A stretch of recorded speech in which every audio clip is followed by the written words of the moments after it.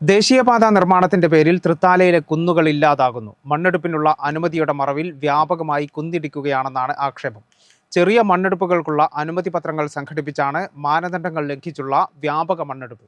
അധികൃതർക്ക് പരാതി നൽകിയിട്ടും ഫലമില്ലെന്ന് നാട്ടുകാർ പറയുന്നു. മയിലാടിക്കുന്നിൽ നാട്ടുകാർ പ്രതിഷേധവുമായി രംഗത്തെത്തി. കപ്പൂർ പഞ്ചായത്തിലെ കൊഴിക്കര മയിലാടിക്കുന്ന് പ്രദേശത്താണ് വികസനത്തിനെന്ന പേരിൽ നാമമാത്രമായ മണ്ണെടുപ്പിനുള്ള അനുമതി പത്രങ്ങൾ സംഘടിപ്പിച്ച് മാനദണ്ഡങ്ങൾ ലംഘിച്ച് വ്യാപകമായി കുന്നുകൾ ഇടിച്ചു നിരത്തുന്നത്. മയിലാടിക്കുന്നിന്റെ പകുതിയിലേറെയും ദേശീയപാത നിർമ്മാണത്തിന്റെ പേരിൽ ഇടിച്ചു നിരത്തി കഴിഞ്ഞു. പ്രദേശവാസിയായ പാലപ്പുറത്ത് ശാരദയുടെ വീടിനോട് ചേർന്ന് 5 മീറ്റർ അകലത്തിൽ നിന്ന് വരെ മണ്ണെടുത്തിട്ടുണ്ട്. ഇതോടെ വീട് തകർച്ചാ ഭീഷണിയിലാണ്. ശാരദയുടെ കുടുംബം ഭീതിയിലാണ് കഴിയുന്നത്. ഞങ്ങൾ മുടക്കിയിട്ടാന്നൊക്കെ പറഞ്ഞിട്ട് പരാതിയൊക്കെ ഉണ്ടായിരുന്നു.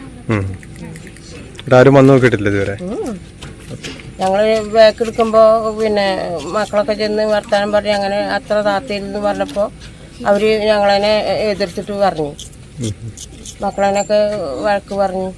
രാത്രികാലങ്ങളിൽ പാസില്ലാതെ ടോറസ് ലോറികളിൽ മണ്ണ് കടത്തുന്നുണ്ടെന്നും അധികൃതർക്ക് പരാതി നൽകിയിട്ടും സ്ഥലപരിശോധന നടത്താൻ പോലും തയ്യാറായില്ലെന്നും നാട്ടുകാർ ആരോപിച്ചു. ഇത് ഇവിടെ മണ്ണെടുക്കുന്നത് ആരും തടസ്സമല്ല, മണ്ണ് അവരെടുത്തോട്ടെ. പക്ഷെ അതിനൊരു നിയമമൊക്കെ ഉണ്ട്.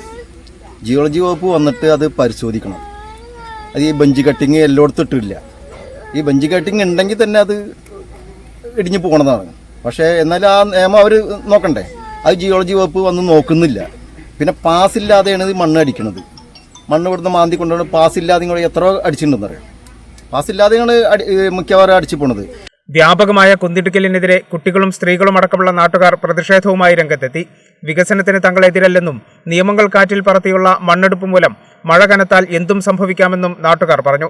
അനധികൃതമായാണ് കുന്നിടിക്കുന്നതെന്ന് ചൂണ്ടിക്കാട്ടി ദിവസങ്ങൾക്ക് മുൻപ് നാട്ടുകാരെല്ലാം ചേർന്ന് ലോറി തടഞ്ഞ് പ്രതിഷേധിച്ചിരുന്നു. തുടർന്ന് കമ്പനി അധികൃതരുടെ പരാതിയിൽ ചാലിശ്ശേരി പോലീസ് പ്രതിഷേധക്കാർക്കെതിരെ കേസെടുക്കുന്ന സ്ഥിതി വരെയുണ്ടായി. കേരള വിഷൻ, തൃത്താല.